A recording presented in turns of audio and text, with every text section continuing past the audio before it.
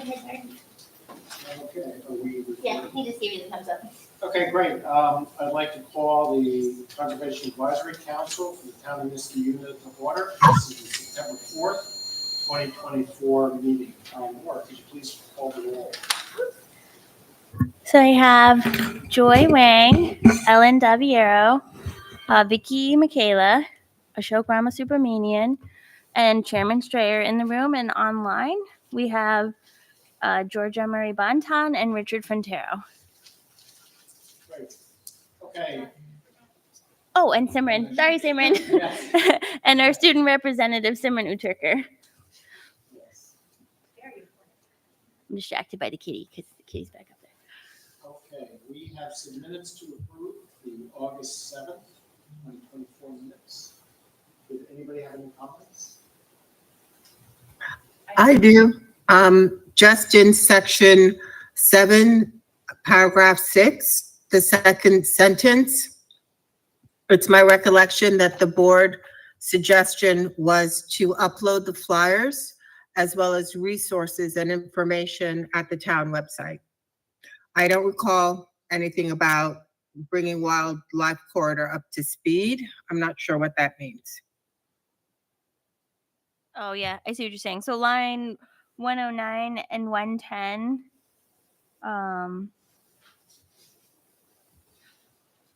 We could Can just just change it read to the the board board suggested uploading the suggested. flyers as well as resources and information. Just strike that half sentence. That sounds good. Yes, I think that's clear. Any other comments? I had one. Did we not have a discussion about the ordinance? For short-term rentals, Yeah. it should be. Oh, wait, no, my. Yeah, I mean, it's like 29 through 36, 38. I was looking under discussion. It's pretty short. These minutes were pretty condensed, but yeah, it is there. Okay, I'm good with that. Okay, is there a motion on the floor? to adopt the minutes? I can make a motion to adopt the minutes for August Okay. 7th. As amended. All, as amended? Yeah. All in favor, say aye. Aye. Aye. Any opposed? Any abstentions? I'll abstain because I wasn't at the meeting. Okay. So the motion carries. Okay, privilege of the floor. So we have a guest tonight who would like to address us. So before you start addressing us, if you could just give us your name and your address of where you live, Very and good. then the floor is yours. Thank you. Okay, my name's Nora Galto. I reside at 1045 Palmer Avenue. Been a resident of Niskayuna for 40 years at that address. And I want to thank you for the time that I have tonight to talk to you about the subdivision at or proposed for 1045 Palmer Avenue. I do have concerns with that subdivision, but before I go there, I just want to comment on Sandra Griffin is a great neighbor at 1045. I'm her neighbor, and she's a very kind, generous person, and I've enjoyed many years. Our kids have gone to school together, so I understand her concerns and her wants and needs, and so I'm very empathetic and sympathetic to what she needs. But I do have concerns with the subdivision in that there's a couple things.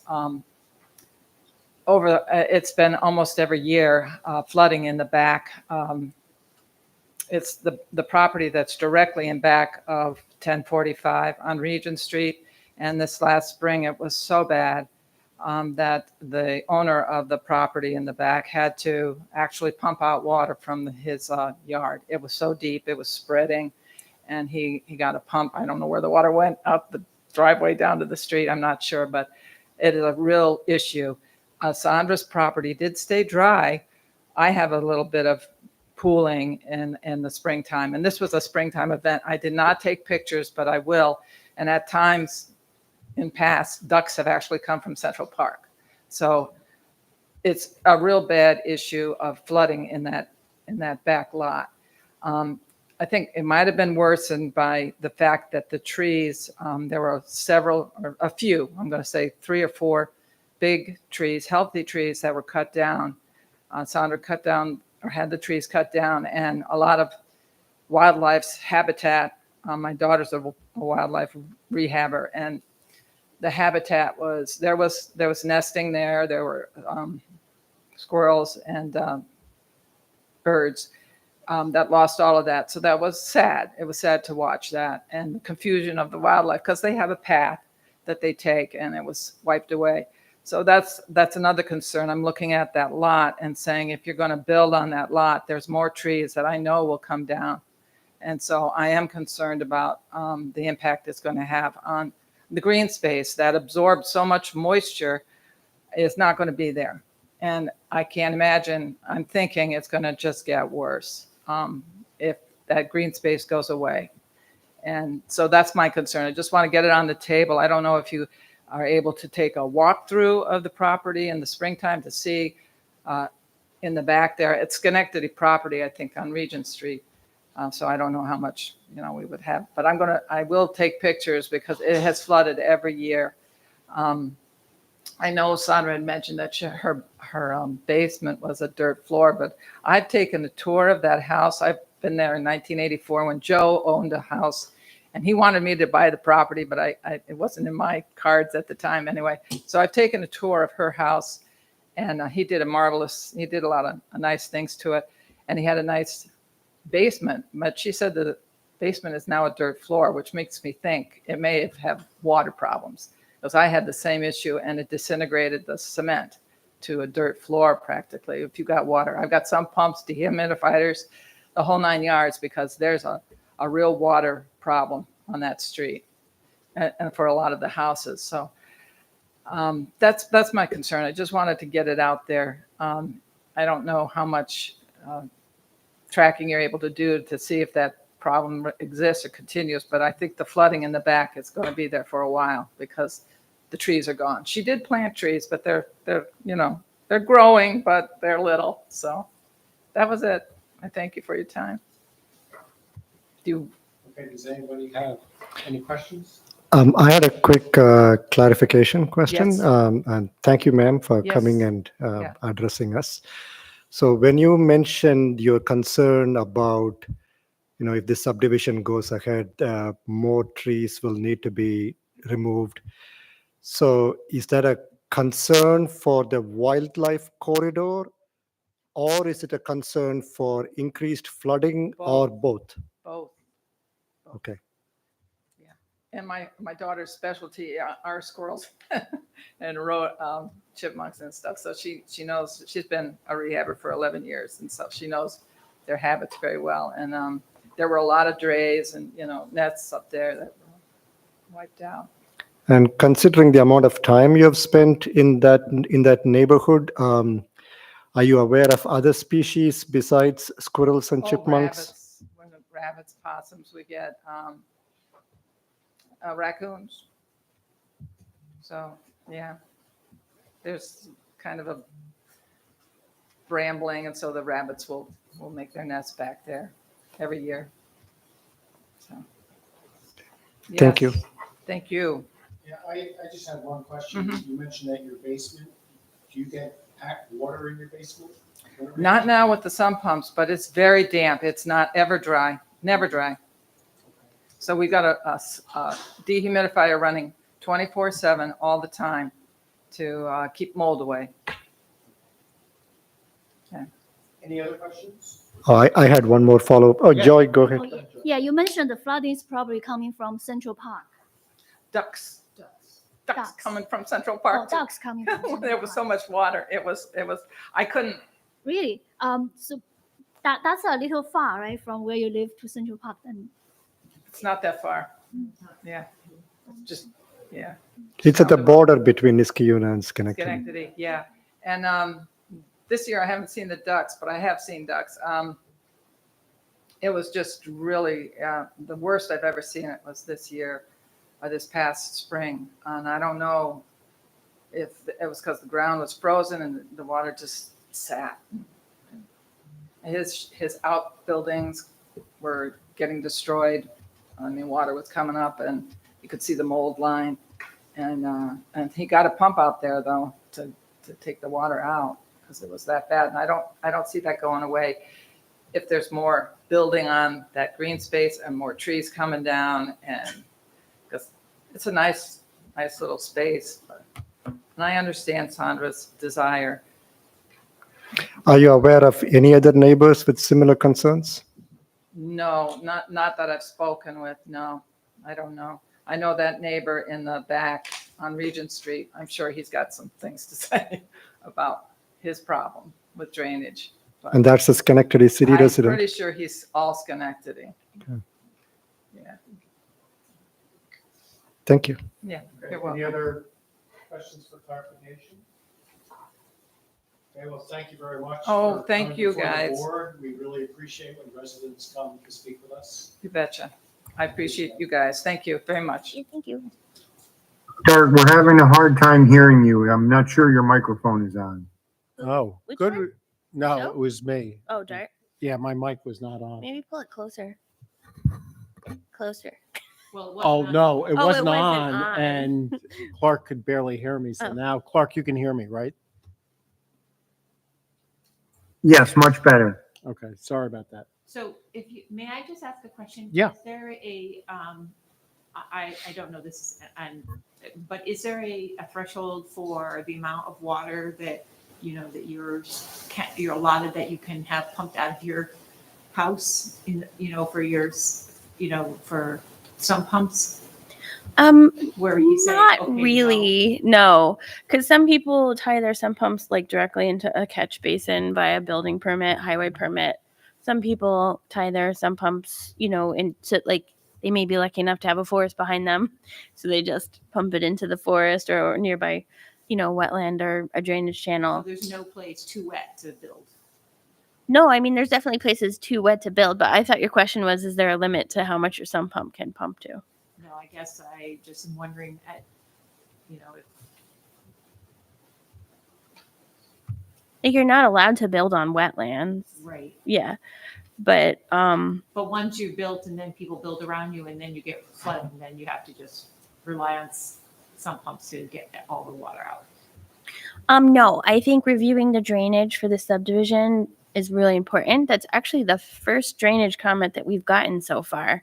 So I think at planning board maybe we heard a little bit about the ponding in the back, but not a real, you know, not a real testimony of it.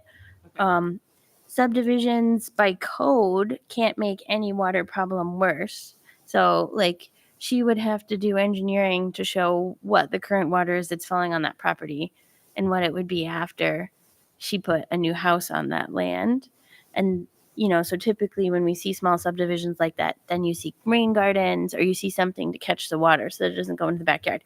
Super tiny lot though. Yeah. So what that stormwater practice would be to hold the water so that it doesn't go into the backyard might be hard. I don't know. It'd be Yeah. something that the engineers would have to figure out. But we wouldn't just say it's wet, but that's sad for everyone here. Build your house. We have to say it's wet, and now you have to prove with engineering that you're not going to make it wetter.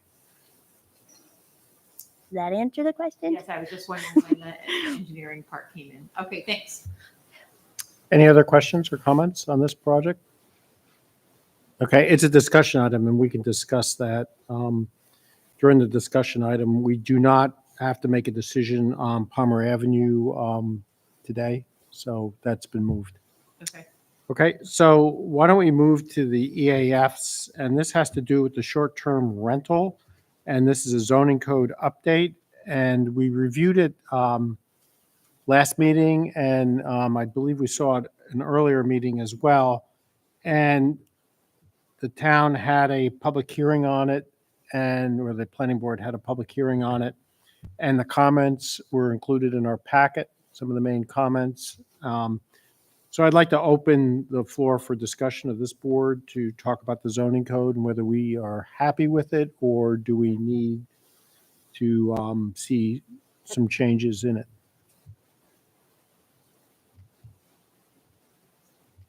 So is the current code that you can have short-term rental as long as you are on the property at the time. Is that my understanding correct? So the current code distinguishes it between hosted and unhosted. An unhosted one is really limited to just a neighborhood commercial and residential professional, which is a very small number of homes that are meant to be a mixed commercial and residential use. But you couldn't have an unhosted rental anywhere. And then hosted rentals are allowed in, as proposed, all the zoning districts, but they have pretty strict conditions. Like you have to be there. You can't have more than four cars parked on the property at any time, including, including actually the cars for the person who's supposed to be there. You can't have guests. You can only rent, I think, a maximum of 3 bedrooms, 8 people maximum. One of the comments that we did hear from the residents is they'd like that to be brought down to 6 people. And you have to do things like list those rules on the website. If there's a one strike and you're out essentially. So if you violate any provision of this code, you get a warning. If you violate it again, you get your license revoked. And if you violate it severely enough, actually the building inspector can revoke it immediately. So, but by code, if you have 2 warnings, on your second warning, you lose the license. And So what are we being asked to consider exactly? so all amendments to the zoning code require a seeker review. And the reason for that is that it's a pretty big impact, but you kind of have to put your holistic thinking cap on because amendments to the zoning code have, long-term effects on the town, which is why it's automatically a seeker. But some zoning amendments may be less impactful than others, but you always have to review all amendments to the zoning code. But is someone requesting this? The It's town, required by state law. Oh, I see. So Yeah. this isn't regularly happens. Mhm. I Does see. regularly happen. I see. Yeah. Okay. Town board asked for a short-term rental code. The planning department has been getting a lot of complaints about a couple rentals in town being disruptive to neighborhoods. And we had reviewed different short-term rental codes in the past, but never fully updated them, never adopted them, partly because there's really very few short-term rentals in the town of Niskuna.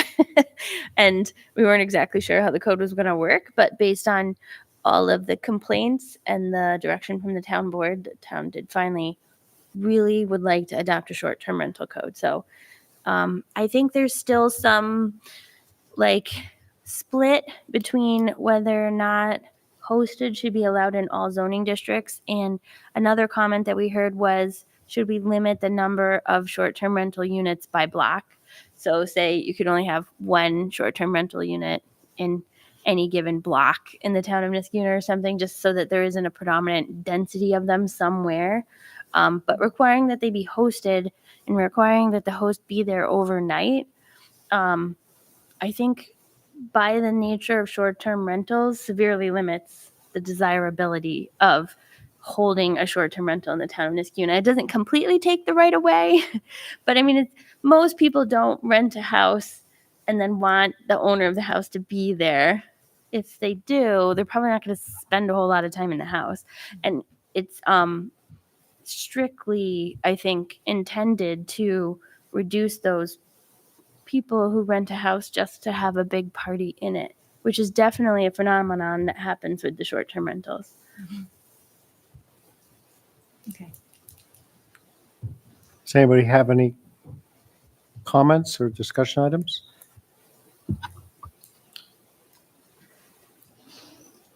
And we did talk about this last time, just as a refresher. If you go to Europe for 6 months, it doesn't preclude you to sub-renting your house for 6 months to a renter. It's only for 1 month or less. I had a couple questions, Mhm. and this has to do with the parking again. And I think my concern was where you can include the residents' cars, and that has been fixed, so I'm happy with that. But I was just wondering about the parking space having a minimum of 180 square foot per car, so that's 9 by 20 feet. So if we're going to have 4 cars at the house, are we asking the owner of the house to pave a 36 by 20 foot area? So I'm thinking, you know, in rural residential, maybe that's not an issue, but in some of the smaller lots, you could have the entire front yard paved. So I think that comes from the standard parking spot in the world is 9 by 20 feet. In our actual zoning code, we actually changed it to 9 by 18. So we could make it smaller if we wanted to align it with what our designated parking spot space is, because most cars need a 9 by 18 parking spot to park, or at least that's how we design our, like, you know, ShopRite Plaza parking spots. But it wouldn't supersede the code. So in Old Niskuna, for instance, your driveway can't be wider than 30 feet or 1/3 of the lot, whichever is smaller. Okay. And you wouldn't, I mean, you have a right to pave to the maximum of the code, but if the maximum of the code doesn't allow that number of spaces, then you can't rent. Then you'd have to shrink the number of bedrooms that you were renting, because you're going to have to accommodate the cars and still meet the code. Does that make sense? Yeah, my concern was like primarily in an R2 area or a higher density. If you have an 80-foot lot and you're going to effectively pave 40% of it, half the lot or half the front yard is going to be blacktop. Well, you can't do more than 30% of it, Okay, or 30% of of the the lot. frontage. So like there's actually like Palmer, the frontage of a lot in Palmer is 40 feet. I think most of those lots Okay. are 40 feet. So you can only have a 15-foot wide pavement, because you can only have So it's if you had 30 feet or 1/3 of the lot, whichever is less. so in R1, if you have 100-foot, Then you can have 30 frontage. feet. you can have 30 feet, but that's the maximum. Yeah. Okay. That's a And I lot think- under code no matter what, Okay. regardless of the. Go ahead, Clark. I think part of the intent of that, and chime in, Laura, if this isn't correct, but I think it was to have a real parking area too for the 4 vehicles. I think somewhere in the code, it says they can't be parked on the front yard. Right. Yeah, no, I understand why we're doing it. And actually, I was one that was pushing to make sure that they weren't going to be on the street. I'm just raising the question that are we somehow putting parking lots in residential areas where it would be detrimental to the residential character of the neighborhood?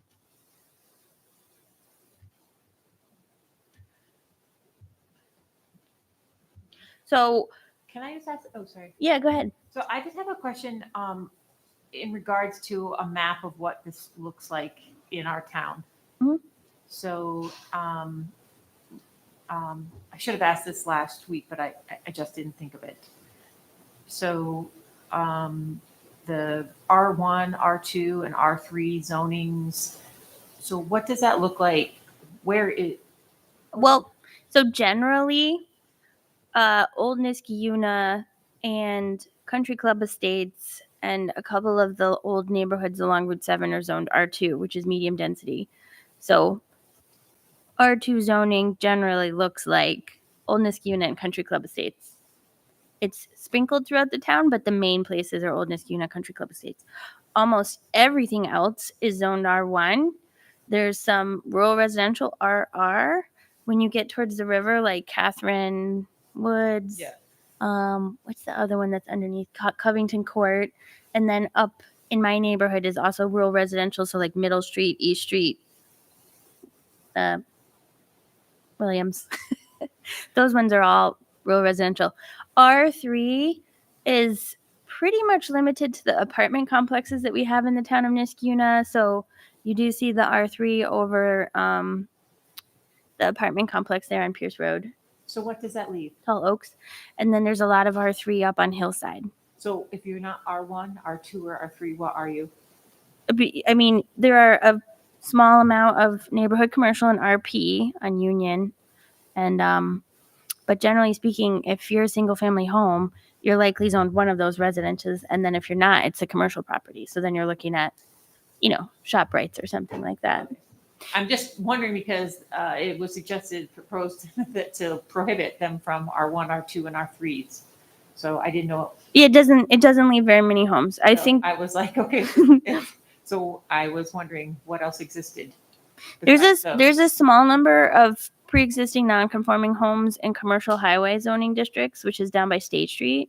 Small number of them, and then they are still, the amendment would propose to put the hosted ones still in the rural residential, which is a little bit more. Like I said, that's like Catherine's Woods, River Hill, Covington Court.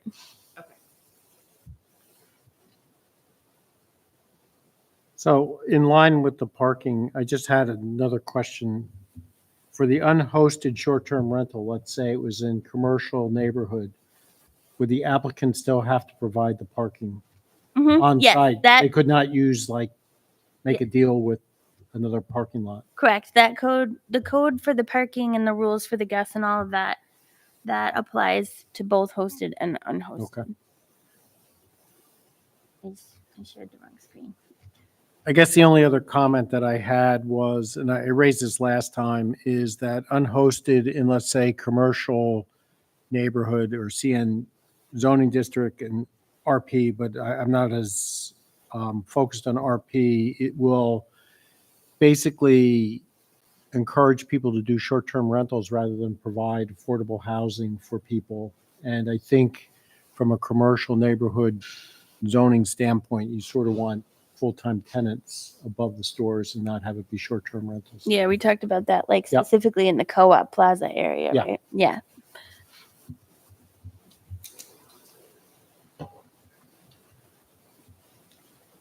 I didn't listen to the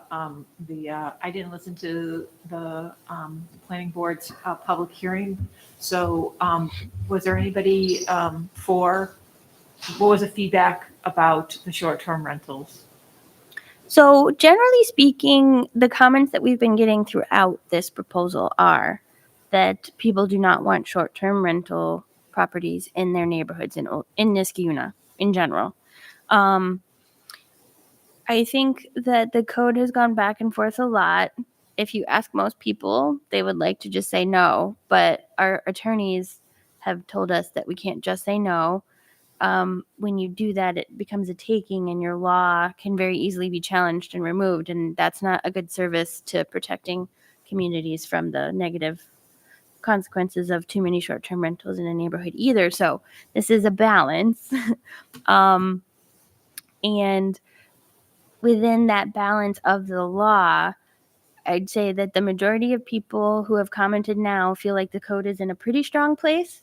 And we're just at that sort of tweaking of, can we bring the number of people down to 6? Can we make the minimum stay 7 nights and the maximum 30?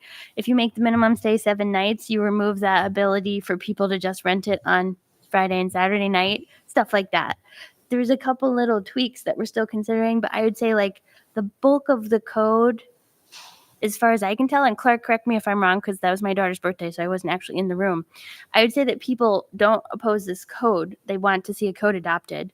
And at this point, we're just kind of tweaking it. And there's some things that people think we could do to make it a little stronger. And then there's kind of a split on the planning board on whether or not you would limit hosted rentals to just select districts. Okay, so there was nobody speaking for Short-term rentals. short-term Yeah. rentals. We have One of- not one heard of a the- comment from people who are in support of short-term rental. But there are people within the town that are experiencing short-term rentals currently, and their experience has been less than favorable. Okay, I guess that's what I was trying Yeah, to get so- at. Have we reached out to the actual people who are actually doing this?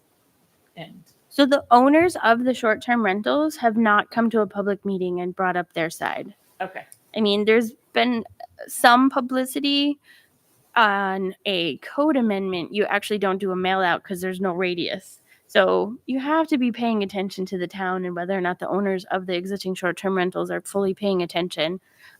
I couldn't tell you, but the challenge you have is if there's no code in place, then you don't have a way of enforcing regulations or behavior. Right, And no, I think that's totally the understand. challenge. Yeah. I just wanted to, this is a very specific code. It has very specific intentions. I just want to make sure that the number of people that are currently doing this in our community is fairly small. I just want to make sure that if we Mhm. have the ability to reach out or to contact or to just say, there is a public meeting. This is the time to bring forth your things. That's all. I just was curious.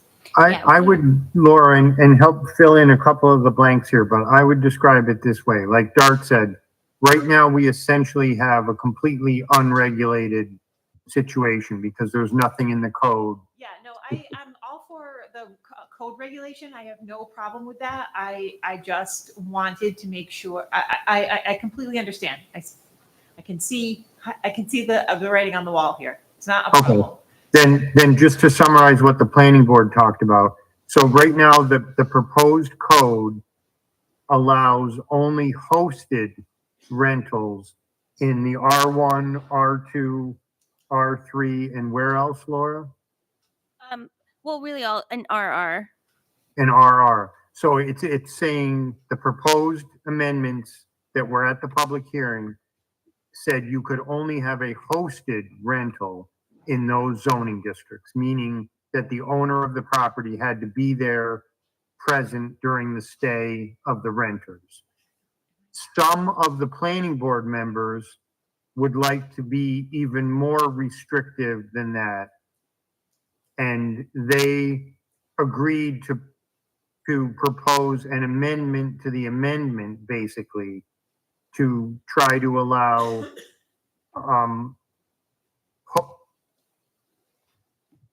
unhosted rentals only, or have no rentals at all in the residential districts. Is that correct, Laura? Yeah. And I think what Ellen is kind of getting at is, have we heard from the point of view of short-term rental owners? And I guess my answer to that is we really have not. There's not a lot of them, and we haven't heard from them. The point of view that we mainly have heard from throughout the process is neighbors that are adjacent to the short-term rentals that are really suffering from parties at night and fireworks going off in the backyard. And, it's mostly noise. Okay. And yeah, and what I was trying to get to is just that's from the current unregulated system. The proposed code is meant to control that, regulate that a little bit more. And there are some people who would like it to become even more strict on the planning board. So. And the 4 vehicles, if the owner has 2 vehicles of their personal cars, then at most they can have 2 vehicles for guests. Is that correct? Yeah, so we looked at that question. Clark and I looked at that specifically with Elena, and we did change the language. So it's 4 vehicles total on the property, and that language should include the owner's cars because it's literally just 4 vehicles total. So if the owner already had 2 cars on the property, And are we could only we, park 2 more. I know I keep on coming back to this, but, and are we requiring that the owners have the same amount of parking on their lot as a 18, or what is it? Yeah, it's 18 by 2 or 9 by 20 parking space. Because I know for a fact there's a lot of people that don't have that currently. So if you were to take out a permit to have let's say hosted, Yeah. because that's probably the majority of anything that we'd see.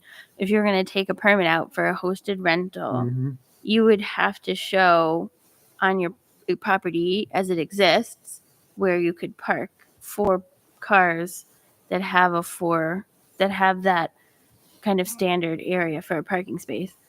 If you don't have that, then I think what what would be required, or you can't even build it. It's like, say you live in a really small lot on Palmer Ave, then I think you're automatically reduced. So say you could normally rent 3 bedrooms, but you can't actually fit 4 cars in your parking lot, then I think by the code, you would have to reduce yourself down to say 1 bedroom so that you could fit, because you can only fit 2 cars off street. Okay. You know what I mean? Yep. You're going to have to show in that matrix of when you supply your permit to the building department.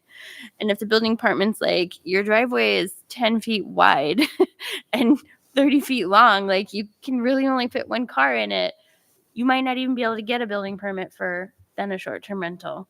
Mhm. If I can just jump in, while there aren't a lot of people in the short-term rental business in Niskayuna now, the concern I have is that requiring the parking spaces may lead people to asphalt all, if not part, of their front yards so that they can rent out 2 bedrooms because it may be an economic issue.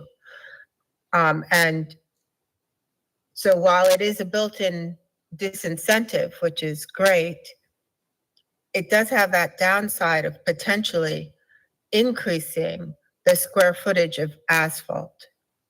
It may be as simple as saying, you can use gravel as opposed to asphalt.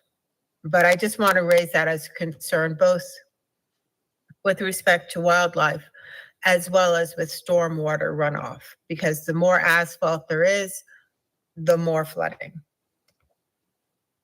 Yeah, and I completely understand that concern, except I want to explain to you guys that people have a right now, regardless of short-term rentals, to have a certain size driveway in their property, and it can't go beyond 30 feet or 30% of the lot, whichever's less.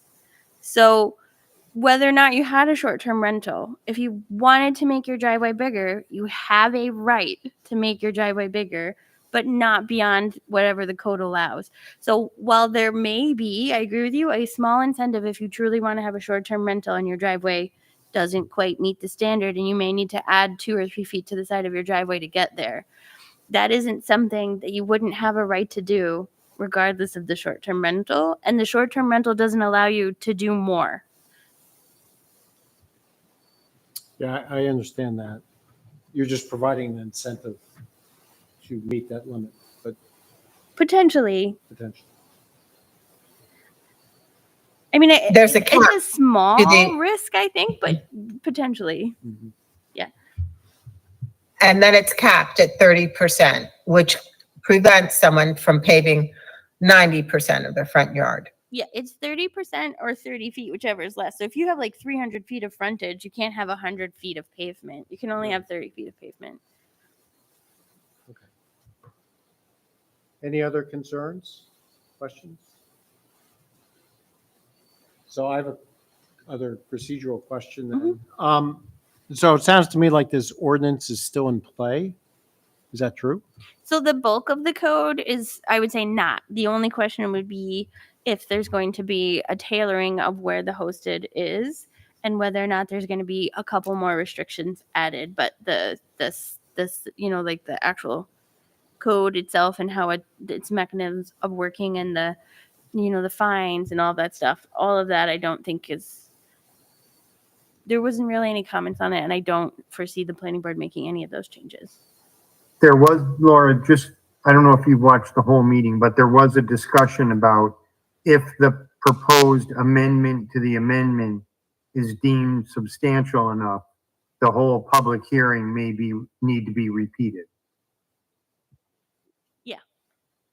That's a call for the attorney. So if the attorney does feel that and changes his code from the secret determination rise to the level of substantial, then you guys would have to do another secret determination on the new language. I do What think if you- amendment, is this amendment by the planning board and or this recommendation from this committee? When we So- talk about the amendment, Yeah, when I say that there's a split on the planning board, this is considered a zoning code amendment.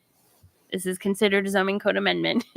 They have put forth a proposal to amend this amendment, but there's 2 of the 7 that have done that so far, and the planning board hasn't fully voted on it yet.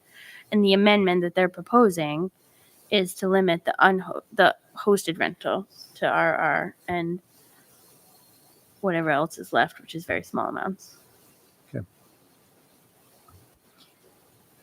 And I'm not sure if they have officially brought that forward yet, or they talked a little bit about this at the planning board meeting, that Jing, or one of the planning board members said, we're just talking about this. They weren't bringing it up as an official amendment yet, but at the meeting, they did agree to kind of go back, listen to the feedback from the public hearing, think about their amendment, and then at the next planning board meeting, or a planning board meeting in the very near future, they may propose an amendment to the current version of the proposed amendment to the code.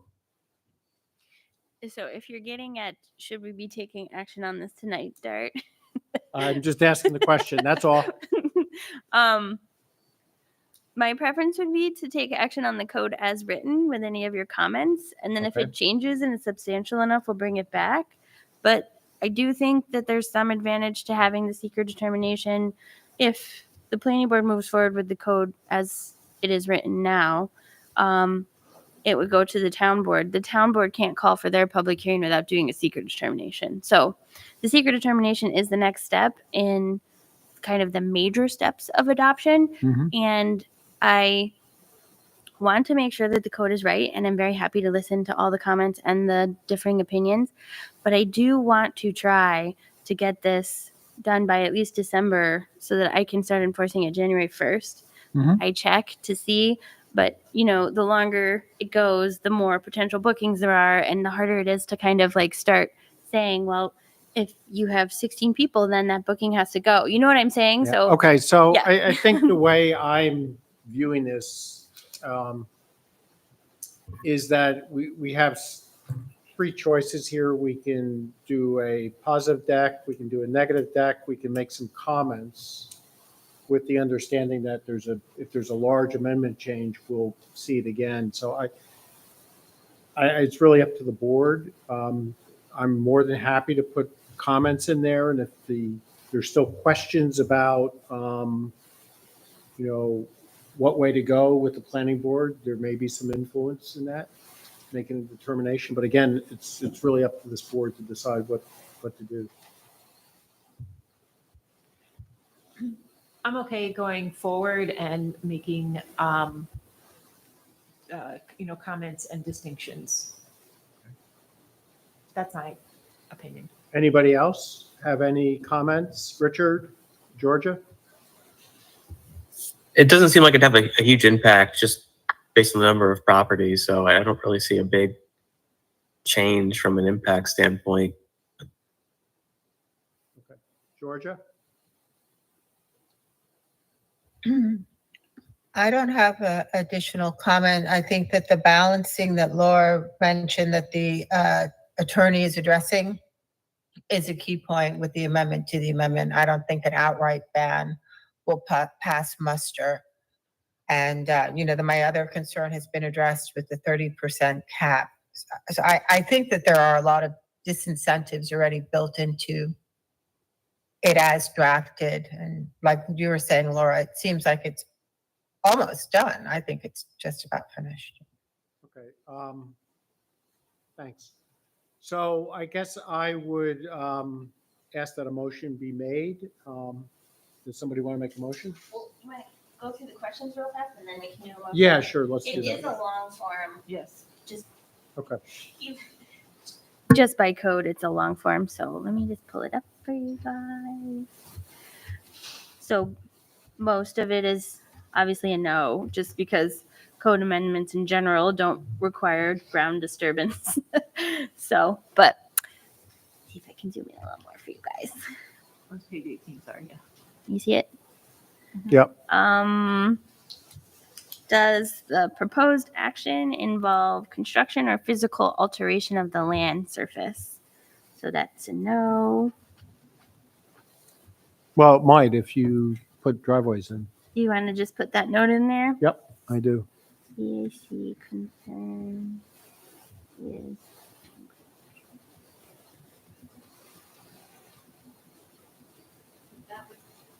That would, we're talking about this amendment. There's currently no code, right? Right. So Right. why would this change that? I mean, currently people can make their driveways as big as up to 30%. up to 30%. So it's not. yeah. They could do it But tomorrow. it did, but it They build permit. encourages that. It Right. encourages it. What is an effect of this? The way I'm looking at it is, what are the potential impacts on the land? Mhm. Well, we could end up with more asphalt. But people can currently host. Yeah. If they want to. I think the way you Oh, I gotta see. look at it This is, saying that if- it requires parking. I see. Yeah. This is. He's before there was requiring no it, I think, is required what parking. Dark- I Yeah. see what you're saying. Okay. So, like, you may be content to have your driveway be 9.5 feet wide when you're just parking there. If you decide you want to become a short-term rental, then you're going to have at least 10 feet wide. So it may incentivize in some small cases additional impervious surface. That's the concern there. Impact on geological features. Will it result in the modification or destruction of unusual landforms? That one's a no. no, Impacts on surface water. Will it affect wetlands or other surface water bodies? well, you're putting impermeable, encouraging more impermeable space, so that there's some impact. Okay, so I'll add this impervious surface concern again. The impact on groundwater. Are there additional uses of groundwater, introducing contaminants or groundwater to an aquifer? No. Impact on flooding. The proposed action may result in development of land subject to flooding. It's really not a development proposal, so. Impacts on air. Will it include a state regulated air emission source? That's a no. Impact on plants and animals. Will it result in the loss of flora and fauna? And that's a no. I don't know if there's any notes you guys want to add to that. I like notes is small. I don't think there's any incentives in the code to like take down trees or anything like that in order to have a short-term rental. I can't think. I would add that there is a positive and beneficial impact if people are not making loud noises, and I heard fireworks sometimes, that can only be good for the environment and the ecosystems.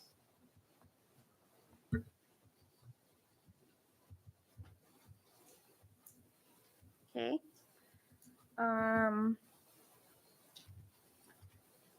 Impact on agricultural resources. It's a no. Impact on aesthetic resources. Well, the land use. Potentially, I think that all ties to the issue that I see here. So the issue being sort of too much short-term rental can contrast with the current land use problem Yeah, and cause yeah. negative impacts to the Yep. town. So that gets down to the density.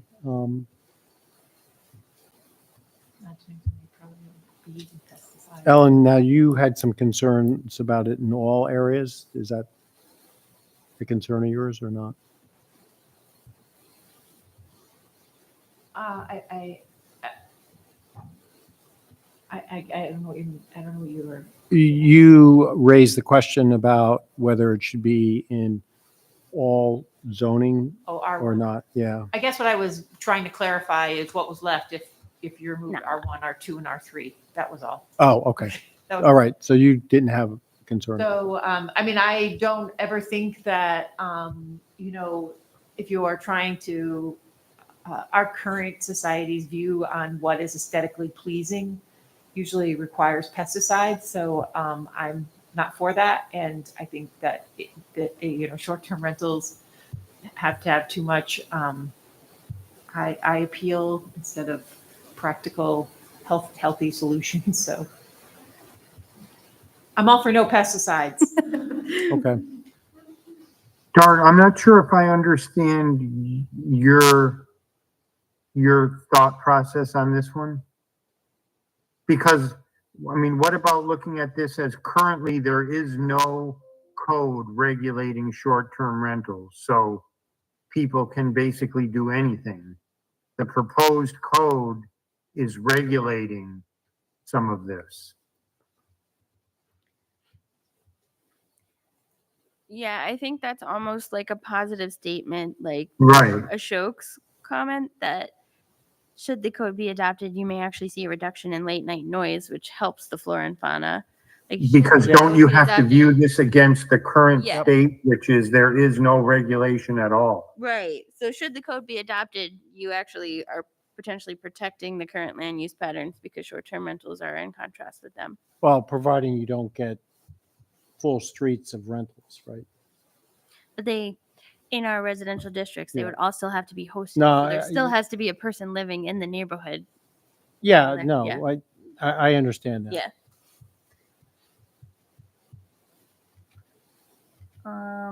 The 10 is the impact on historic and archaeological resources. I think that's a no.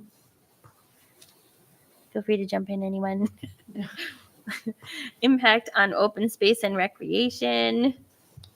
Don't see a lot of impact there. No, I would again say it's got a positive impact on open space. If don't follow your reasoning on that. fun, fireworks and late night partying and They bring fireworks to the short-term rentals and set them off in the backyard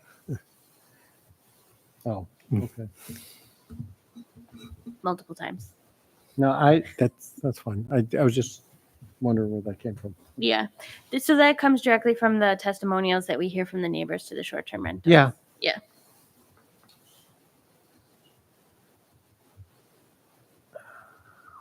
Especially around the 4th of July, obviously. It's not to say that you wouldn't have neighbors that would just do that anyway, but it seems to be Well, and- particularly problematic with the short-term rentals. We hear a lot of it Yeah. on the 4th of July in my neighborhood. And Impact on critical environmental areas, there are none.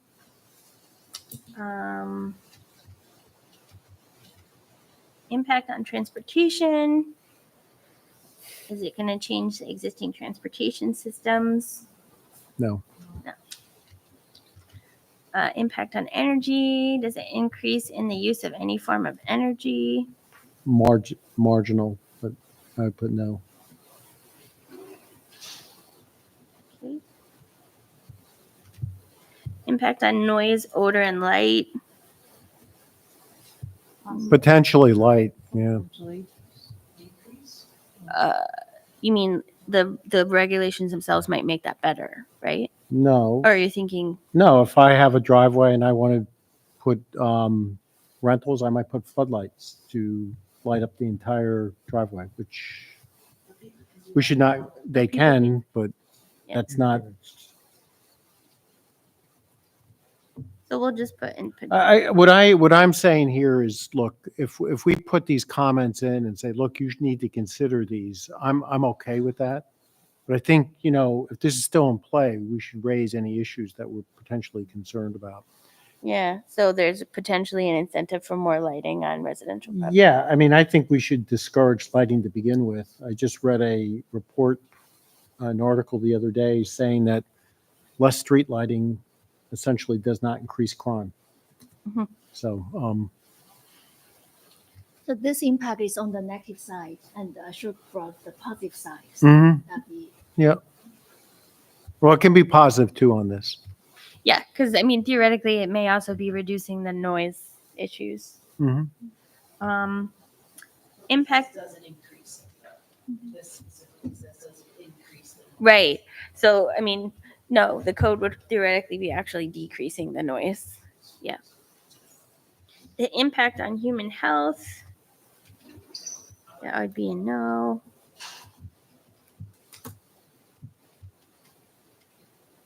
Consistency with community plans. So, yeah, this one's like kind of a little tough because normally we can actually look to the zoning regulations, and this is actually a zoning amendment. But I mean, it's essentially trying to put rules on an unregulated land use that our code from the 70s did not foresee when it was adopted. So, But but the code that is being formulated is consistent with with what the community, you know, the intent has always been single-family homes with single families living here. It hasn't been, you know, prior to this, you were staying in hotels and motels. It wasn't considered, you know, a short-term place to live. So I think that that the code that's being adopted is consistent with the community plans, as it has been stated. Or I think Yeah, I think so too. That you don't have a hotel like on we didn't build a hotel or a motel like anywhere in any of these places. Yes, that makes sense. I mean, our communities are strongly residential. This code is protecting the residential feel of the properties. And I mean, it's making it pretty onerous to try and have a short-term rental in in our zoning districts, Yeah. in our residential zoning districts. Yeah, you said it better. No, that's what you said. And consistency with community character. So I think that's kind of the same answer. Mhm.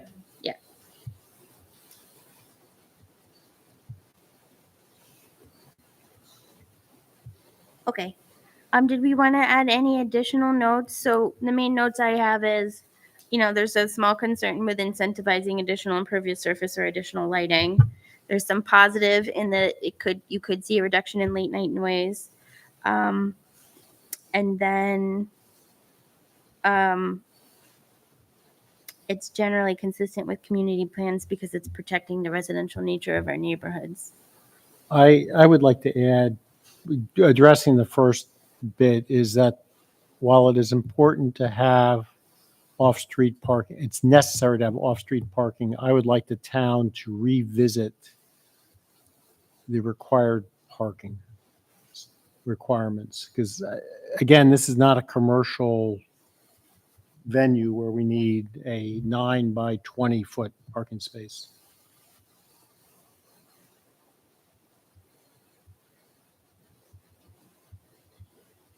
Okay. Are we going to allow cars to stack up too? Is that? Yeah, I mean, whatever would be allowed in a normal driveway. Yeah, so that's also, I think that we should allow that too. Mhm. Cars can stack. And then the other thing with the lighting is and this is a broader issue, we just need to work towards night sky lighting. In Dark general. sky. Dark sky, yeah. Well, I mean, we have some serious issues with that because we just, in our, whatever the zoning is, I mean, those apartments over on the river are Yep. horrendous. There's so much light coming from them all night. I mean, I'm just saying, We actually looked at the lighting as a CAC on there, and I think they originally had like 18-foot poles, and we got them down to like 12. I understand, but I'm just saying every place, and it's going to happen again with the next set that's being brought up. So Mhm. I don't know how. I think that's an issue the town really needs to deal with, and how we're going to do that, because we definitely have way too much light. So, but can I just, so the last thing that I just want to go back to with this, which is the trash, part of this. And I just want to make two comments. One, the short-term rentals,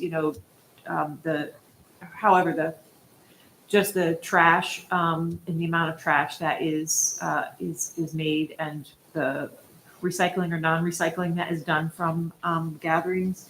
And then my last thing too is just that if in fact, the problems have stemmed from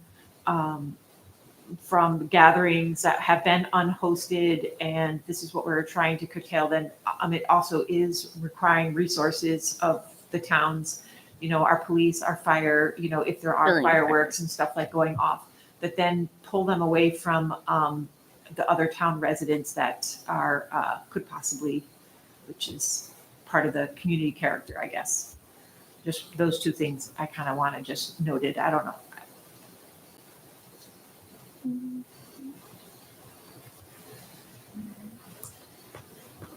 Additional garbage and recycling and so ignore. Whereas if you were an actual commercial building, this would be an established, they would know. Yeah, I guess what you're saying is you don't want to see a garbage, like, you want to see residential garbage, not a commercial. Well, I want to see residential, residential thing, but I mean, if you have, it's clear if you have, 25 people or 20 people or however many it is in a home is way more Well- garbage or whatever it is, This I know is you were this is what the code is trying to do, is limited to between 8 and 6. So, right? yeah, and what I would say is that the garbage has to be consistent with a residential practice. And that can be probably modified however it needs to be, right? Is it- I mean, Yes, I understand what you're saying. right. yeah. Yes. All my words are not. We other communities struggle with the kind of larger amounts of garbage that short-term rentals generate. Mhm. We haven't heard too many garbage complaints in the town of Niskuna, but we do know that garbage in and of itself can be a concern with short-term rentals, because the nature of the transient in and out creates more waste. Mhm. So, Well, I think where you want to protect it is that, the garbage is overflowing all the time or, yeah, and especially for hosted, this should not be a problem. It's another reason it's important to have the hosted. But when you have the unhosted, you only take the garbage out once a week. You're like paying someone to go there and look at it. If the garbages fill up and they're not, like in some cases, if you're renting it every day, you really almost need the garbage to come twice a week when Mhm. these things are unhosted and they're huge. Hosted though, that shouldn't be a problem because they should be there living in the house, taking the garbage out. Right. If there's too much, they can hold it somewhere else and then put it out the next week. You know what I mean? Yes. But yeah, just overflowing didn't garbage is a problem in unhosted short-term rentals throughout the country. I just didn't see it in here, but maybe I just missed, so I just was bringing those 2 points up. That's all. I think there's a very small thing about garbage in here, but I'd have to look for it. It's okay. I I think there is something in there too, Laura. Yeah, I think it's just like a one bullet point thing to Okay. sort of catch all. apologize for not Yeah. catching it. okay. But is this also true, Laura, just to add some clarity to some other things? The violations are not weighted as you could have a minor violation or a major violation. So like Laura said, you get on your second strike, your permit is pulled. So that could be a garbage violation. It could be having 5 cars on the lot. That's where some of the real teeth of this amendment lies. That violate any parts of this and you get 2 strikes and you're out. I agree with you, Clark. I think though you just need clarity in some of the expectations. And if the garbage needs to be clarified more, then we should do that. That's all. Yeah, I made that note. Yep. Okay. Do we have a motion on the table? I will propose a motion to give this plan a negative declaration With Okay. our amendment. with the amendments, yes, Now, and comments. are these suggestions and comments that we want the planning board to consider, or are we requiring them to address them? I would, if you're talking about a conditional negative declaration. I just want to make sure we have clarity That on was- what we're doing. We did not do that right last time. Yeah, I know we So did. we should just make sure that they're notes. I I'm think comfortable notes making and- them notes. I think notes and it's based on what's in front of us. Yes. Yeah. Yes. I will make that very clear. Okay, That this motion is on the code as attached. correct. Yeah. I think that's Yep. then that's good. Okay, I'll For say, me. yeah, no, it's good for me too. And I think it's the right, I think it's the appropriate thing to do. Yeah, I think so as well, but. So I'll second that motion. And I'd like to call it for vote. All in favor, say aye. Aye. Aye. Any opposed? Any abstentions? Okay, the motion carries. I thought this was a good discussion though, and I appreciate the back and forth with the board. I think it's important. Okay, discussion items. So we have two discussion items. One is the Palmer Avenue 1045. I don't know if we want to discuss it at all in light of what we heard or Chairman Strayer, the Yep. Palmer Avenue is actually an EAF, not a no, it got moved. That was my mistake. So we do not need to take action on it. The next action item for the applicant is to make a true survey drawing, fill out an environmental assessment form, and have some of those engineering calculations for us to look at. So it's definitely, I mean, you could move it to an EF, but it's really not ready. I should have kept it in the discussion items. Gotcha. And Laura, I could give just a little update on that as some follow-up.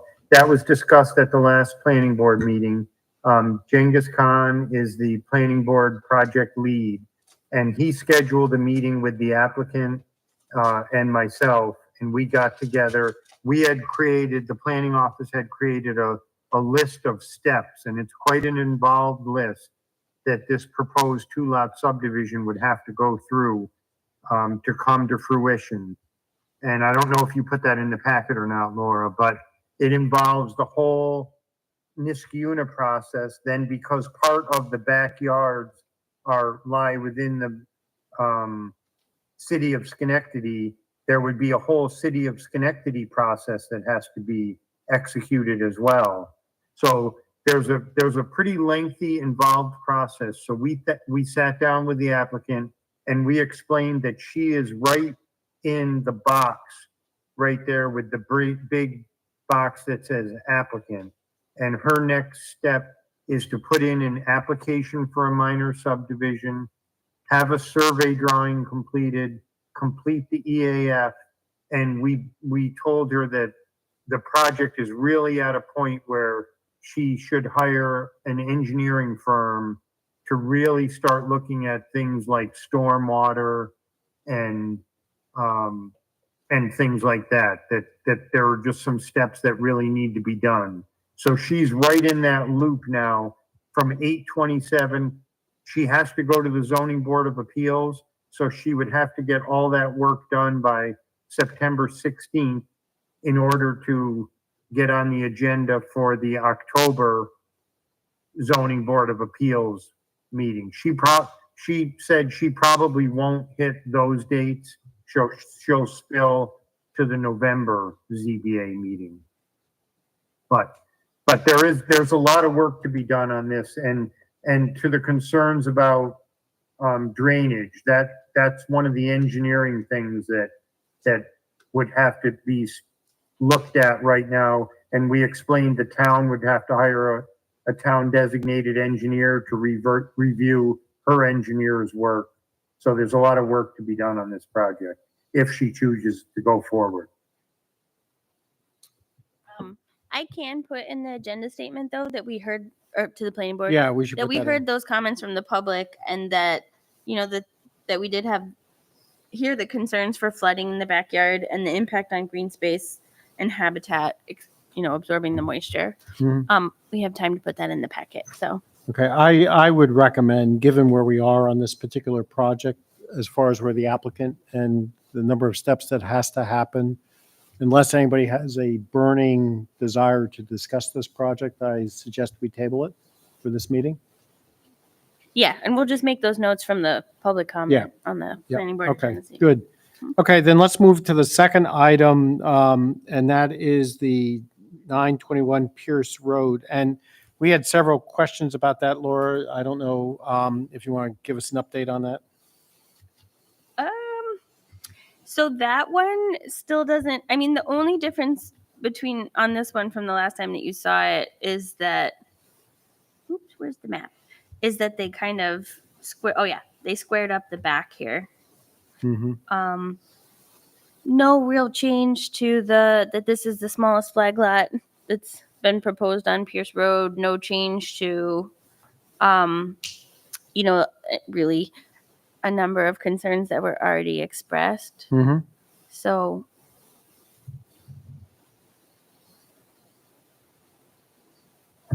There was a bit of discussion, Laura, too, on this one at the planning board meeting.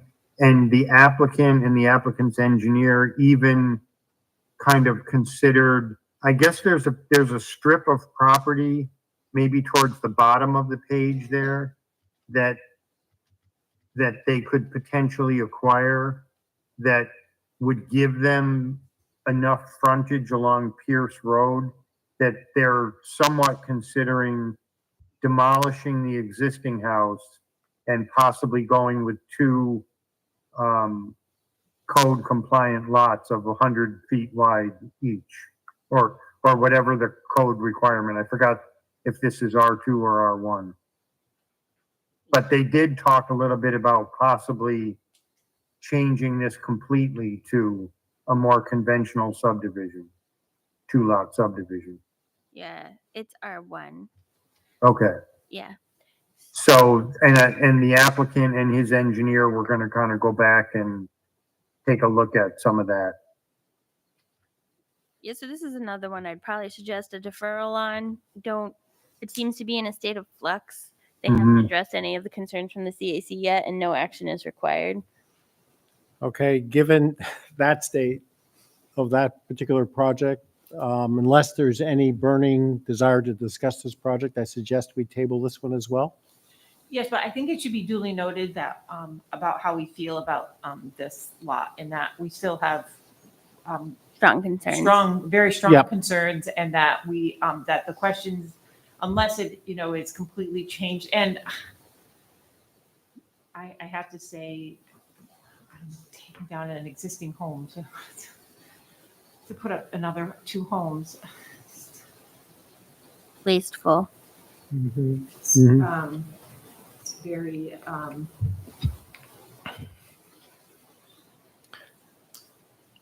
So adding to all our concerns is, I'm noting this about 2 residents who spoke on the privilege of the floor at the August 26th planning board meeting, and they expressed deep concerns regarding stormwater in the area. They attested that a recently constructed home at 943 Pierce had a negative impact on their homes in terms of stormwater runoff, like very similar to what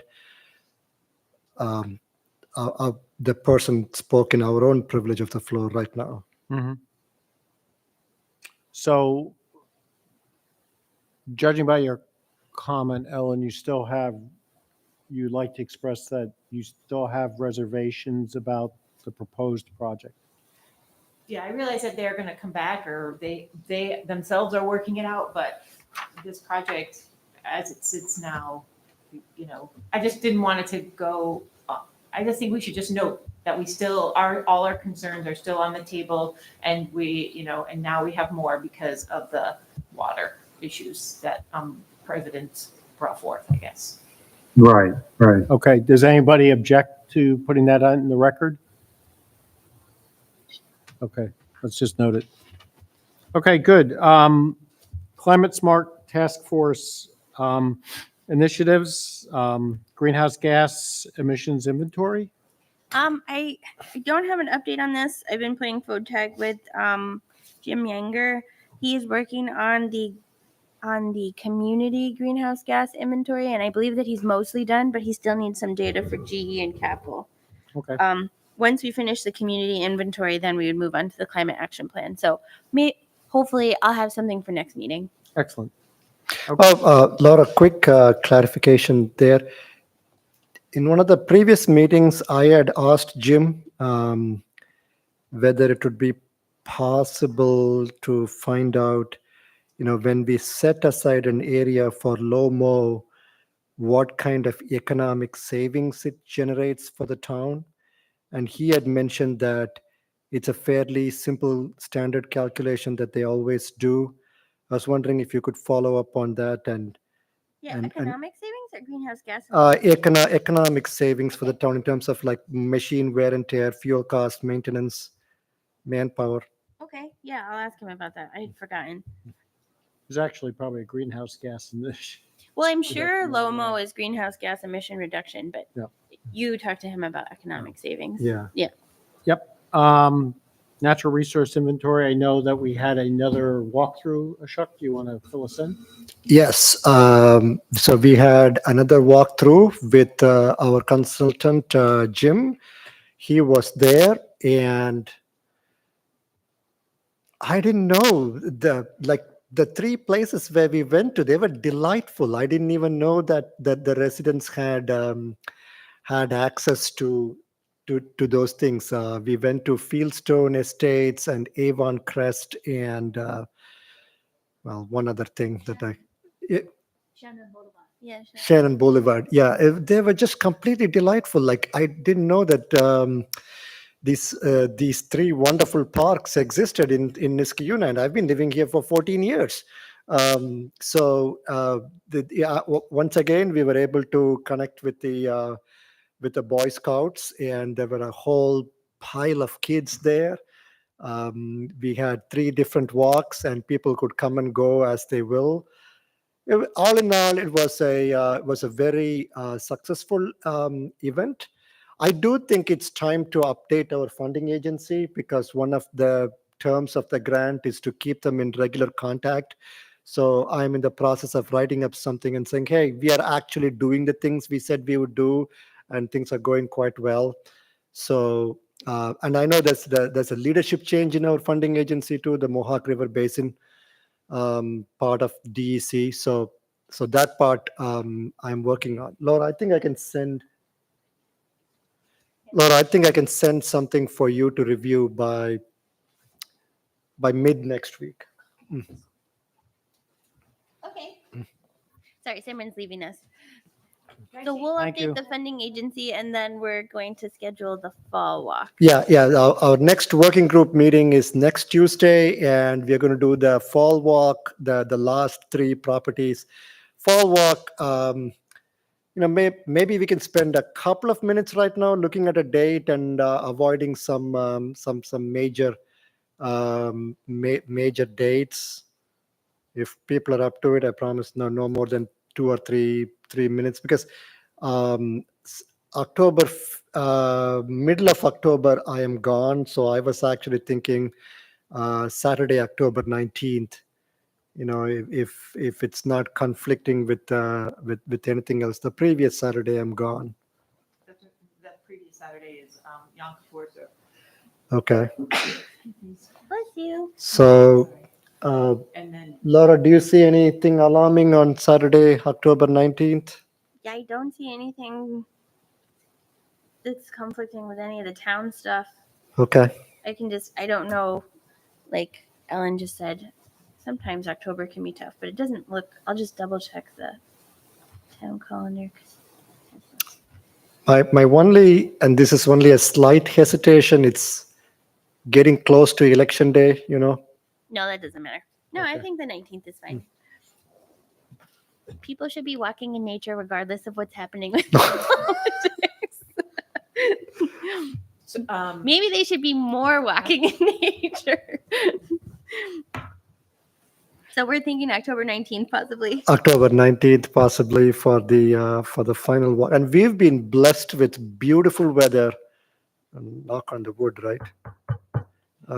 For the first 2 nature walks. So I know that, so I just want to comment that I was at the town board meeting, and somebody, John Lemelin read the letter to the board about the natural resource inventory. And I thought that that was very nice. I just wanted to say thank you for putting that together and for informing our board of what was happening. Yeah, I was on vacation, and I'm grateful to John for Yeah. for reading the statement.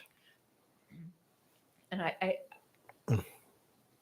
guess the only thing I really want to, another thing is just that I don't think that, we're having these discussions about, our town and what it looks like. And I'm grateful that we're doing this, but if this had been done a long time ago, some of these discussions could possibly be a little bit easier. Hmm. So, if people have some time or sitting in front of their computer, like if you Google like Lake George hikes, it takes you to a beautiful web page where all the hikes in the Lake George town area are listed. I would love to have a page like that for Niskayuna, like Niskayuna hikes, and then like where you park, how to get there, what is in there. You know, yeah, it would be a swell thing to do. So, Yeah, we could. Mm. That is a good idea. Like, so we I did think that actually in Valdez. We did trail maps mostly for tourists, but Actually, a long time ago, the CAC used to put out pamphlets of the parks. yeah, there was a little pamphlet of all the parks with Yep. trail maps on them. So, Good. I mean, some of it probably already exists then in computer form someplace. Oh no, that was the city of Valdez. No, I meant the Some of them, no, the yeah, some of them town do. pamphlets for Niskayuna. I thought you just said that. Oh, the CAC pamphlets. Oh, they have, Mm. we're talking like 80s.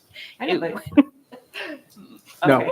No, they're not electronic. So my other thing is that I noticed. I mean, I should know. I walk in the Leishkill all the time, but there is a community that reroutes us through the Leishkill. So perhaps we should partner with them too. Yeah, I thought you were going, there are maps of, let's say, the former state park and that whole area where the landfill is. They do exist. And I know that the Rice Sanctuary, there's a map that they have that we could probably reach out to them. Okay. And there's probably Fieldstone has a map too. I started to make one, but they don't have one. They don't. So maybe we'll add this to our list, but we must finish our sustainability checklist first Mhm. as a carrot too, because everyone likes working on paths and sustainability checklists are. Yeah, so when we made in the city of Valdez, when we made the trail maps, we actually took a GPS with us and walked the trails. I have never done that in the town of Niskayuna, but maybe and I wish I had thought of it. We should do it at least on the last NRI walk, and then somebody will have to go back and do it on the other trails. I know this is don't- kind of cliche, but there must be an app that we can download and walk the land and all. Yeah, no, there are. I haven't been doing it, but I definitely think that if we're going to do a trail map for their town of the trails in our parks, they should be ground truth with a GPS before we put the map out. Mhm. Okay. Yeah. Okay. So, even before we get a trail map, like a website where Laura, what was the first property we visited that Saturday? Fieldstone. Fieldstone. Oh yeah, like it's a little sketchy going down, right? A lot sketchy. We really need to work on that. That was a lot sketchy. Okay, so, but we can put that on the website and say, hey, you're going to have some difficulty initially, but like once you go deep in there, it's like it was so peaceful when you go to the clearing. It was like a slice of heaven. So I would love, I'm sure if that kind of knowledge is out there, more people will visit and more people will like nature and start caring about nature. And it's okay to put a warning on the website, right? Like you got to watch out on the initial trailhead. It's pretty steep and it could be slippery. Take a hiking stick with you. Wear rubber-toed things. And I have to say that nature is doing a good job reclaiming that vehicle. I saw the picture. of the vehicle on that property. Those were mostly Joy's much pictures. more. Yeah, it was much Joy's more picture. Integrated Yeah. into nature than it was when I looked at the property 15 years ago. So. Okay. I think we can also rely on the community effort. I'm sure there are many people who know about those. If they can submit some comments, Mhm. like review comments about those, that can spread more words. True. Has the town made the improvements to Fieldstone, that park area yet, or? Well, so they definitely made him to the south trails. Mhm. I think Jim kind of felt like they had made the trails almost too wide on the south trails, but I think nature will claim the edges of that Mhm.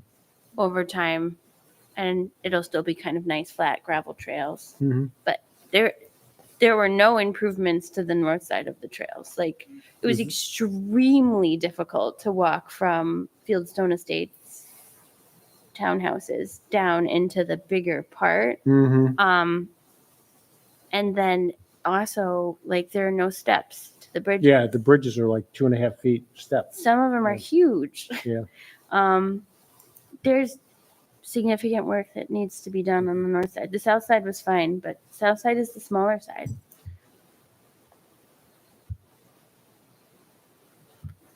I don't know how whatever happened to those steps, because I think there were steps at one time. I don't know. We had a veteran with us who was absolutely amazing. He was so determined to get through those trails, Mhm. but they were not nice. I mean, he did it anyway because he was just amazing. Yeah. Really impressed with his courage, but ashamed of our trails. I was Yep. ashamed. Okay, let's move to the ongoing initiatives. The first item is the land preservation tools. And that is still on my to-do list, Ashok, so I'm going to apologize once again, and I will get something to you shortly. And a quick clarifying question, Laura. Like you've mentioned that like there's some edits along the similar nature to be done on the comprehensive plan. Yeah. Right. Yeah, I'm looking at. Okay. All right. All right. We talked about that, Laura and I, Mm. we talked about that in the Friday meeting, I think, and I was going to take a crack at those edits. Okay.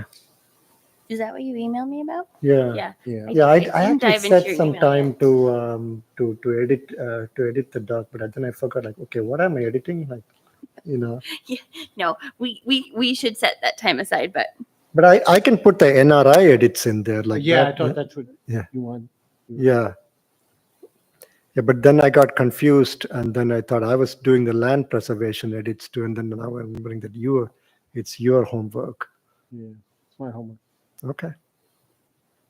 You can give me that stern look you Yeah. give your students. Yeah. Well, I'm a dean now, so it's got even sterner. Pesticide outreach. Do you have anything to report? No, Okay. status quo. Uh, More people are. I would like to. Oh, wait a Ellen, minute. Oh, yeah. Ashok. I have become a YouTube content creator. Yeah. It's not a great video, but it gets the message across. So, I'm glad you guys liked it. I guess I would just say this is that I would really like to see the next step with this pesticide is how we can start reining in pesticide use in our town, or if we have to go only to Schenectady County. Like, I mean, I know the state has it set, but this is the only way we're going to try to, mitigate this, to stop the use of it. right. So legally, we are preempted by state law and cannot adopt a higher standard code without a very unique set of circumstances. Like in Lake George, they had algal blooms that were actually causing harm that they could directly tie to fertilizers and septic systems, and so they were able to adopt higher regulations. The only similar thing we'd have is the Mohawk, and I've have talked to actually a couple people at the DEC about it. It would be it's not the same situation. The Mohawk moves, so we can't say our pesticides are negatively impacting. We are very, very limited in any kind of higher regulation. Lo- But that doesn't mean that we can't. I mean, like, that's why we focus so much on the education and the voluntary compliance with the code. What would prevent us from perhaps doing some testing of the water in Elijah Kill to see if there was pesticide in that? So nothing prevents us from doing that. I mean, I certainly do not have the scientific capabilities of sampling that water and, truly saying this is higher than normal standards. And we probably, I mean, could we get a small grant and have it tested? Because I think, if you start publicly saying, hey, the Elijah Kill runs through Niskayuna and it has really high pesticides, you might not get the state to change the regulation, but you might be able to change people's minds if we can identify some real impacts on the environment. yeah, I mean, it's something you guys could take on if you wanted to, for sure. Did you think There's this nothing is that something prevents us. East Una high school students? would Well, be- I was thinking that you brought it up. Yeah, that might work. Maybe something at Union College with our environmental engineering department. Take that on too. Yeah, in the summer, Caroline from environmental engineering, she sent an email to the campus and asking people to let them collect sample water. So I think that's something. Well, I think didn't Union actually sample that open? Yeah, and they actually, yeah, I think, but I think they have done at least some water sampling projects in the past. Okay, that's worth looking into for me and for Joy. Oh, and I did speak to Grasshopper Lawn Care, and they will do a completely organic, including, to try to control pests. It is more expensive, but they will do it. And I had them send me a scope for myself for my home. So it is out there, and so I think now I'm just gonna when I'm talking to people, because most people hire lawn care. So I continually ask them to just ask what they're putting on their lawn and if they do have an environmental and how they can continually, decrease what they're using on their lawns. So Yeah, it'd be That's nice if we could find a second one and then we could put a list, which we could continually add to, but we could say, we know of at least these 2 local companies that have an organic program. well, they're the only one who've gone through the program Oh, they're the only one? so far that I've found. Well, then I feel like we should say, well, here's our list. So, I had one more question, please. Like regarding this state level law that prevents us from issuing local ordinances. Does anyone know what is it? When was it passed? Because it is the election season and people are coming to my door and asking like, hey, I'd like to hear your thoughts. Maybe that law can be overturned. So it's New York State. New Okay. York State is obviously a higher power than Yeah, county yeah. and local governments, and New York State regulates how much and where pesticides can be applied. So is there a So there's a specific New York- statute? Yes, there's a New York State statute for. Do you know the number of it? I do not. Nope. Yeah, I'd like to find that out and see if it can be overturned. It's, communities should be allowed to do what's best for the communities. Yeah. The True Green will give you all of the state statute numbers that they have to abide by when they get permission from the landowner to apply the pesticides to their property. Because the True Green will obtain the required waiver in order to apply the poison per the statute. But it was my understanding that when you have a state statute, you can't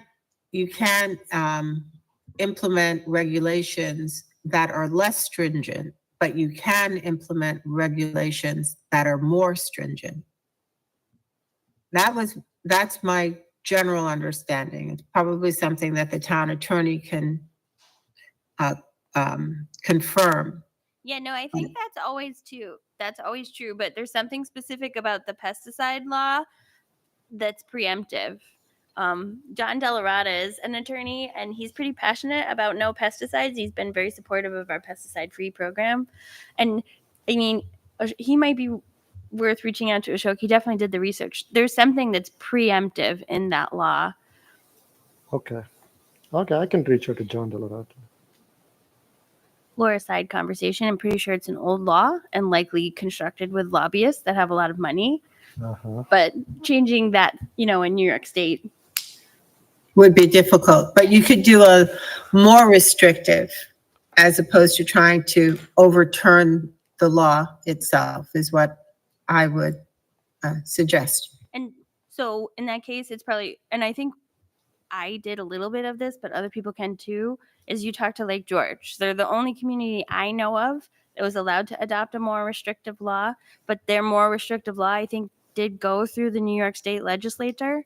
It's not a town board level adoption. It's actually a New York State carve out from the law that allows Lake George to do the higher regulation based on a specific issue that they have. Okay. Okay. Any more discussion on this topic? Okay, why don't we move on to LOMO biodiversity initiatives? Ellen? So I talked to Nick, and I was telling Laura earlier today. So we're gonna he's gonna put down another set of compost for us to plant more wildflowers in our corridor, and they'll be there. He said it'll be there by late October. So we're going to look at buying our flowers in the next week or two to plant there.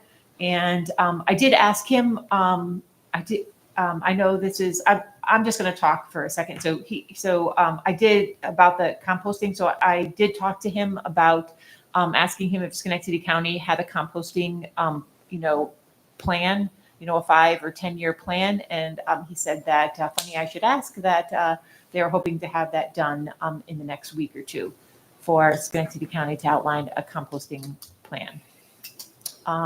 And then we are having a composting class / initiative, at the farmer's market on September 21st. So if anybody wants to come, Kayla and myself will be there. We'll have some composting material, and we will be informing people. I think, so I need to get a blast out to Laura, so I will be pestering you to ask you about that. And I think that's And where is that being held? the farmer's market. Farmers Market. So September 21st. Yeah, September. Saturday. Correct, farmer's market. Yep, Saturday we have the farmer's Oh, market. like Yeah, in the town hall. at the town hall. Yep, so it'll be right out here. And I assume that I'm just gonna buy a geo, and am I allowed to do that? And I'm allowed to wrap. A geobin? Yeah, Mhm. I can just buy it myself, right? The Tree Council has done that in the past for a raffle And give to it get off. people to come to the table. Yeah. Yeah. Okay. Then that's what I will do. Okay, I just want to say something about getting back to what you talked about with pesticides, is that Hochul did sign the birds and the bees legislation, which restricts certain pesticides. So I think an incremental approach is usually the way things go, in state government. And I wouldn't be surprised if there weren't some bill maybe that had maybe needs more support. It's a really long process to get bills passed in the legislature in both houses. And so I would, go and look and just see what bills have been proposed in the last legislative session and see where they went, Okay. Quietness, unit, is that Yep, what you go asked? ahead. Yes. Sorry. go ahead. So, nothing really news. I wanted to, I think I wanted to know actually whether any of the, battery operated equipment had been purchased yet, if they had been discussions about what brand, because you're sort of more aware of that than I am, Laura. So we locked in a quote and submitted to NYSERDA, and we're just waiting on final approval from NYSERDA before we purchase it. Okay. The guys use Milwaukee, Mhm. so we went with the brand that they are comfortable with. per the grant, you have to figure out how much greenhouse gas emissions you are reducing. And we're over 5 metric tons. I know, Joy, you had this comment before, like, what does that abbreviation even mean? I still don't really know what it means, but we're over 5 of them, the metric tons of carbon emission equivalents reduced. Got a suite. I think it's going to replace all the leaf blowers. Got like pole saws for trimming trees electrically. At night, when they get called in for trees falling down, they have traditionally hauled like basically a diesel generator on a trailer on the back of their pickup truck. They like these area lights that use the same batteries as the leaf blowers. So we got a couple of these tripod lights so that they no longer have to haul a diesel generator out in the middle of the night. And I still don't really understand this one. Trish and I worked super hard on it, but like it's tools. But we have this tool that we use to maintain our plumbing systems that right now essentially you plug it into a propane tank, turn the propane on, and that's how you power it. And it also has some other chemicals that are really bad, and we were able to switch that over to a full electric. So our suite includes, I think, like 6 leaf blowers, bunch of the pole saws, which were the most expensive thing actually, the lights that replace the diesel generator, and then this plumbing thing that replaces the propane tank.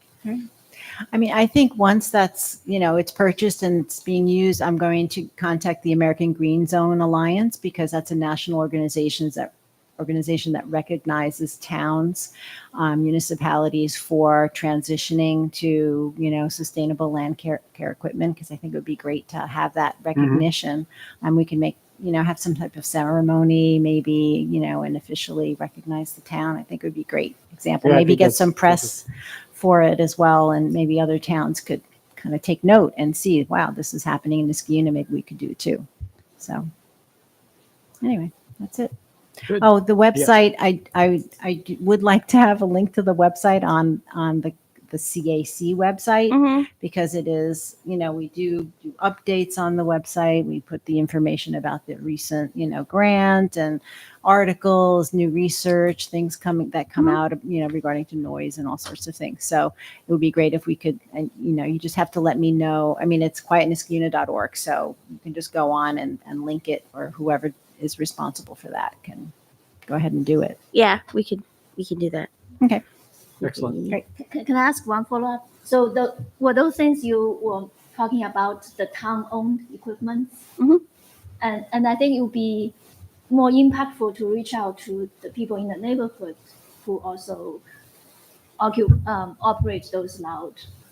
Yeah, Yeah. well, so that's where we started. We started with educating town residents with, at the farmers markets, and we have, leaf pamphlets that we would hand out and and we had leaf blowers, thanks to Laura's dad, like demonstrating how they work, the battery operated one. So yeah, the education piece we did for like 2 years, and we're going to continue to do that. And That's is not there going any- to stop. But most homeowners are transitioning to the battery operated. It's really the land care, land care companies. That's really the big stumbling block. But I think once we get the town to transition, then we have an example, like we can say, this is working for the town, maybe this could work for, a smaller landscaping business, and then kind of spread the word that way.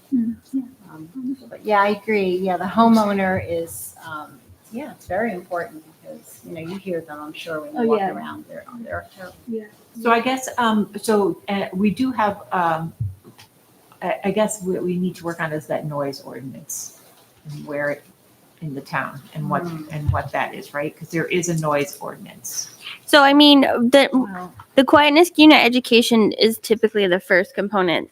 There are towns, especially in Long Island, that have taken a second step, which is to regulate when you can actually leaf blow, I believe.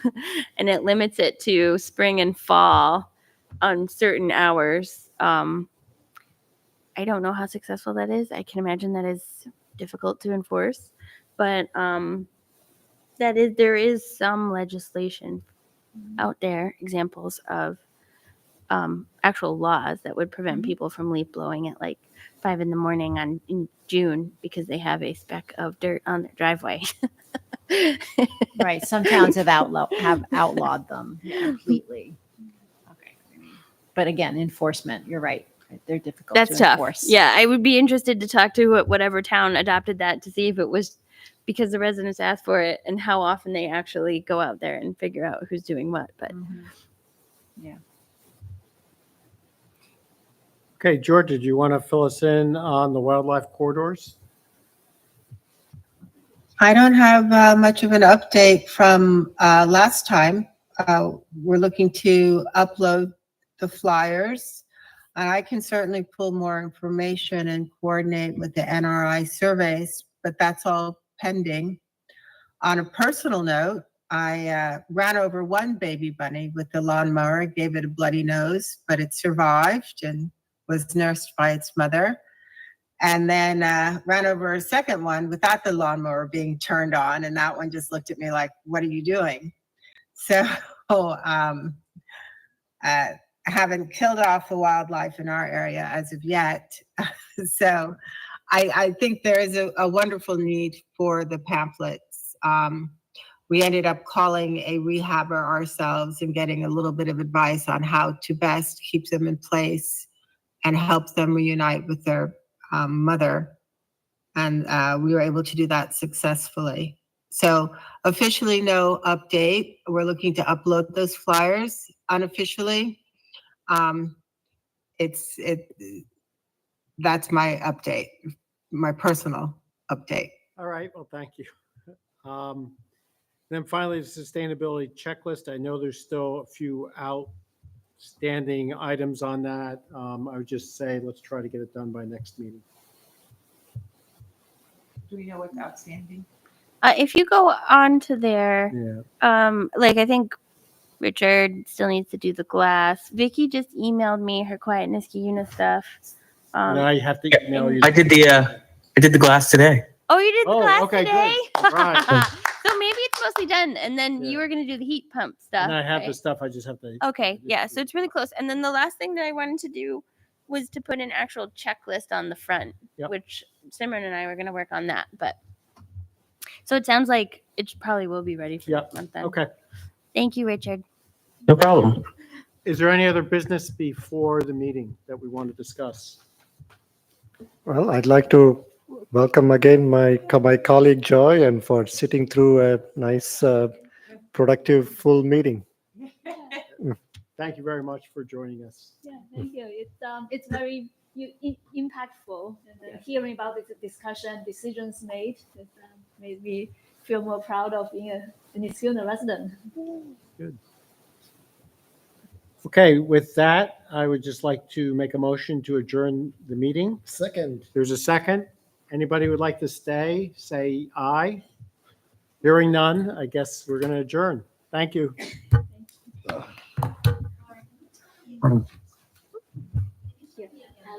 Yes, yeah. Which street?